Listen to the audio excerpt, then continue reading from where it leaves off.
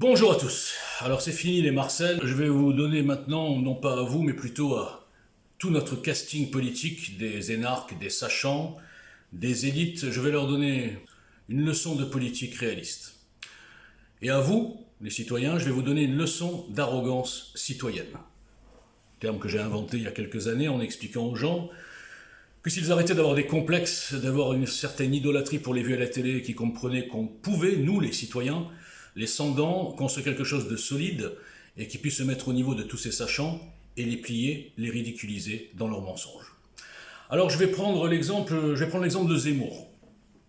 Et vous savez que Zemmour, je le confirme, c'est celui que je trouve le plus honnête, le plus compétent, le plus intelligent, le plus sain, puisqu'il ne sort pas d'un parti, une carrière politique, etc.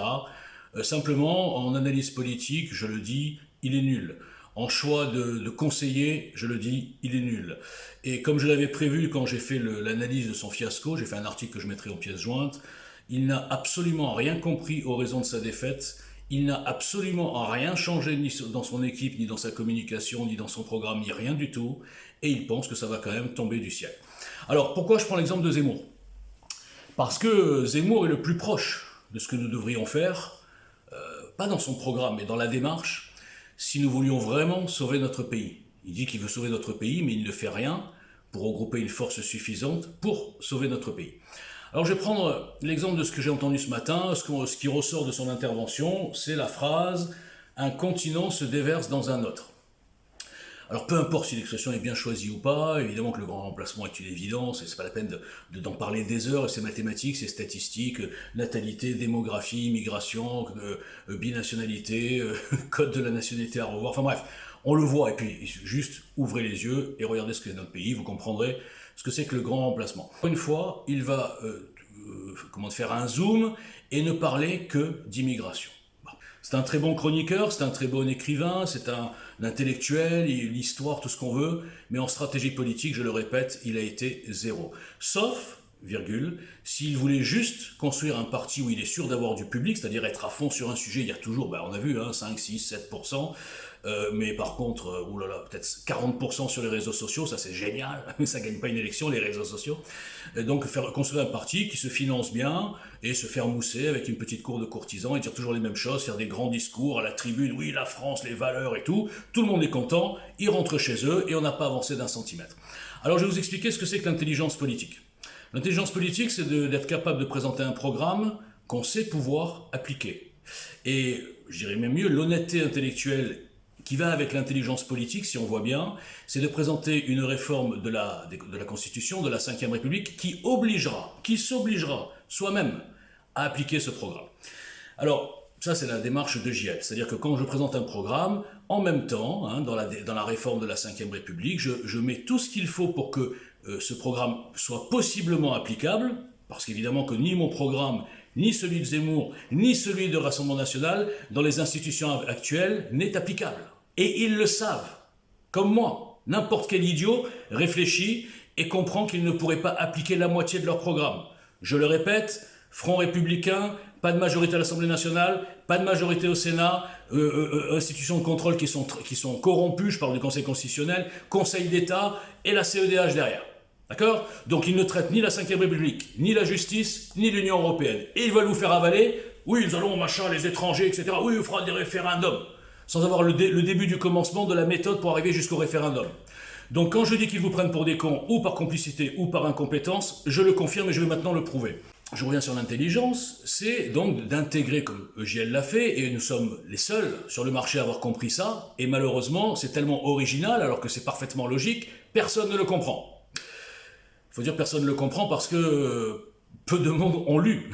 Évidemment qu'on vous a tellement habitué à ne lire que ce qu'on vous met à la télé, à ne prendre en considération que les intellos, les énarques, les Sciences Po, les grands sachants, les grands conseillers politiques qui construisent nos défaites depuis 40 ans, qu'un inconnu qui vient vous faire des leçons, vous vous dites juste « pour qui se prend ce mec-là » Mais vous êtes incapable de lire et de voir le fond. Je le répète encore, vous êtes dans le qui avant le quoi, vous êtes encore des enfants. Moi je suis déjà dans le quoi avant le qui. Donc Éric Zemmour qui continue la même stratégie, avec la même équipe de branquignoles, qui lui, malgré les moyens financiers qu'il a eus, malgré un monopole, quasi-monopole sur les réseaux sociaux, malgré des centaines d'heures à la télé, il n'a pas gagné un électeur entre le début de sa campagne et l'élection. Et ça ne vous interpelle pas. Vous comprenez pas que c'est pas le bonhomme qui est en cause, c'est sa stratégie, c'est son entourage, c'est son programme où il n'y a aucune idée. Alors j'ai rien contre Zemmour, je vous rappelle que c'est mon préféré, donc vous imaginez ce que je pense des autres. Donc, dans le programme JL Citoyen, je le répète, il y a une réforme qui s'appelle, on peut même pas l'appeler, c'est la République, mais réformée ou on va dire réparée. Alors moi je tomberai pas dans le piège. En fait, ils vous ont mis dans un piège et malheureusement tous les politiciens, même de l'opposition, sont obligés de se soumettre à ce piège depuis 40 ans. On nous a fait croire, à vous, pas à moi, mais à vous, qu'il n'y avait pas d'autre alternative en démocratie que la Ve République, ou alors un truc complètement gauchiste, le RIC, le peuple par le peuple, des trucs complètement délirants, ou alors les monarchies, les monarchistes, un roi tombé du ciel, machin, etc. Et on vous a dit entre ces trois alternatives, il n'y a rien. Donc si vous voulez rester dans le système, eh bien ne dites surtout pas que vous voulez toucher une virgule de la Ve République. Pourquoi je suis ostracisé par tout le monde? Parce que tous ces gens sont formatés dans la 5e et je vous le répète, c'est un jeu politicien où ils savent qu'ils ne gagneront jamais et même s'ils gagnent, je le répéterai jusqu'à la fin, je ne sais pas jusqu'à quand, et même s'ils gagnaient, ils ne pourraient rien faire de ce qu'ils vous ont promis. Parce que là encore, quand on voit l'explosion de l'abstention, vous ne comprenez pas que le véritable problème, c'est la confiance. Vous ne comprenez pas ce qui est écrit ici en toutes lettres depuis 2017. Nous sommes au bout d'un système. Vous le sentez tous? Non. Eh bien vous, 99% des tocards, j'ai pas d'autre mot, qui me font la guerre, qui m'insultent, qui me boycottent, qui me signalent pour me faire disparaître et laisser leur petite starlette en paix sans aucune critique au garde à vous, comme vous êtes tous dans les partis, eh bien je l'avais écrit en 2017. Et apparemment, je crois que je suis le seul, peut-être 5% des gens, qui ont compris que nous étions au bout d'un système et qu'il fallait le réformer. Parce qu'il n'y a plus la confiance.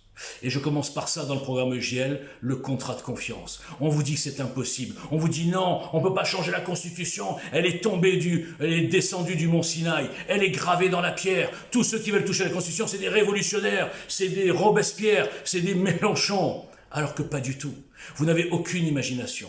Ils vous ont formaté, comme on formate des moutons, des robots qui diffusent la parole des gourous qu'on leur a présentés comme des résistants. Quand je vous dis Messia, le meilleur exemple, un fonctionnaire en disponibilité, énarque formaté à la 5e, qui est subventionné par le système, alors qu'il a une association qui n'a aucun des critères, et que vous ne regardez pas parce que c'est Jean Messia, il passe tous les jours à la télé, et que vous le prenez pour un résistant, ça me prouve bien que vous n'avez rien compris. Je ne regrette aucun de mes face-cam où je vous ai insulté. Je ne regrette aucun de mes face-cam arrogants où je place où devrait être l'intelligence citoyenne, l'intelligence collective. Parce que oui, messieurs, dames, je suis arrogant, mais je ne suis pas égotique. Je ne suis pas égocentrique comme toutes vos petites idoles qui sont là pour flamber à la télé ou être les gourous d'un grand groupe qui va les applaudir et des courtisans autour qui leur lèchent les bottes. Moi, je m'en fous. Je ne cherche pas de place. Je cherchais une action collective. Et justement, je cherchais des porte-paroles, des gens courageux, médiatiques, qui puissent porter ce projet et l'amener à la victoire. Moi, je suis rien là-dedans. Dans vos idoles,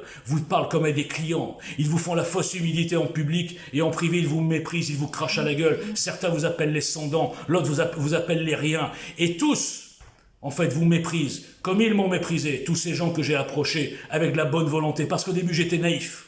Quand je suis arrivé en 2017, j'ai dit bon, à l'époque je parlais de Zemmour, personne n'en parlait. Hein. On m'a fait des guerres pour ça. Et les gens qui soutiennent Zemmour aujourd'hui me font encore la guerre. Ils n'ont vraiment rien compris. Je pensais que ces politiciens, Dupont-Aignan, même Philippot, Marine Le Pen, comment il s'appelle, je croyais même des Républicains. Vous voyez, j'étais très très naïf. Oh là là, quand j'y pense. Et je me suis approché de tous ces gens qui m'ont pris de haut, avec condescendance. Genre, ce sont eux les sachants. Mais sur n'importe quel plateau, je pourrais leur mettre le nez dans leurs chaussures. Vous n'avez pas compris pourquoi je suis boycotté depuis 5 ans. Et pourquoi ils profitent de votre bêtise qui appuyait ce boycott depuis 5 ans. 5 ans. Parce que j'apporte quelque chose dont personne n'ose parler pour rester dans le système. Vous n'avez pas compris, regardez les sujets. Parlons de Zemmour encore. L'Ukraine. Tous se gardent à vous. Ils ont fait une réunion, tous les partis, l'unanimité sur la position sur l'Ukraine. Il n'y en a pas un qui est capable de se lever et de dire c'est une manipulation de bas étage, que le Poutine c'est pas Hitler, que le Poutine si l'Ukraine tombe, il n'y a pas toute l'Europe qui va tomber, il n'y en a pas un qui est capable. Et non, parce que s'il fait ça, il sera boycotté sur les plateaux TV. On dira regardez, c'est un traître, il est anti-national et des conneries comme ça. Il n'y en a pas un qui dit mais attendez les gars, l'Ukraine n'est pas dans l'Union européenne, l'Ukraine n'est pas dans l'OTAN, on fait une guerre par procuration pour des intérêts étrangers, à cause de corrompus qui peuvent décider tout seuls, et là je parle de Macron, d'envoyer des milliards, 10 milliards, 20 milliards, des chars, des canons, ils décident tout seuls. C'est ça la 5e République, entre autres escroqueries. C'est ça que vous voulez, et c'est ça que tous ces gens défendent, parce qu'ils rêvent de la place. Eux, ce sont des égotiques. Moi je suis un arrogant. Et je vous le répète, trouvez un peu d'arrogance citoyenne, et peut-être qu'on s'en sortira. Trouvez un peu de courage, trouvez un peu de force pour sortir des troupeaux, et d'écouter ce mec qui vous brusque. Personne ne vous parle comme ça. Ou alors des fous d'extrême gauche. C'est très rare d'avoir un mec de droite qui vous parle comme ça. Parce que moi je suis pas là pour des clients, moi je suis là pour vous réveiller. Donc si vous avez des questions, posez-les. Si vous avez des arguments, alignez-les, que je les détruise un par un, comme je le fais depuis 5 ans dans le désert. Mais ne jouez pas aux résistants. Vous êtes des moutons, vous êtes des robots, robotisés, lobotomisés, au code de la 5e, au code de la légitimité, à tous ces codes de l'énarchie, de la franc-maçonnerie, je mélange tout, je vous fais un prix pour le tout, hein, le panier garni. Donc vous savez quoi? Je vais vous mettre plein d'articles en description, que vous ne lirez pas parce que vous êtes des feignants, parce que vous voulez des grandes phrases. Oui, la civilisation, ça vous plaît les incantations, ça vous plaît les punchlines à 2 balles qui servent à rien, ça vous plaît depuis 5 ans de protéger la défaite qui s'annonce encore en 2027. Ça vous plaît de faire semblant de sauver votre pays, alors vous ne faites rien. Vous défendez le système, le statu quo, les partis politiques boutiques, les petits influenceurs à 2 balles qui gagnent leur vie sur vos dons et vos vues YouTube. Et vous méprisez le mec qui se bat depuis 5 ans. Vous devriez avoir honte, vous n'êtes pas des résistants, vous êtes des moutons. Ça sera ma phrase de fin.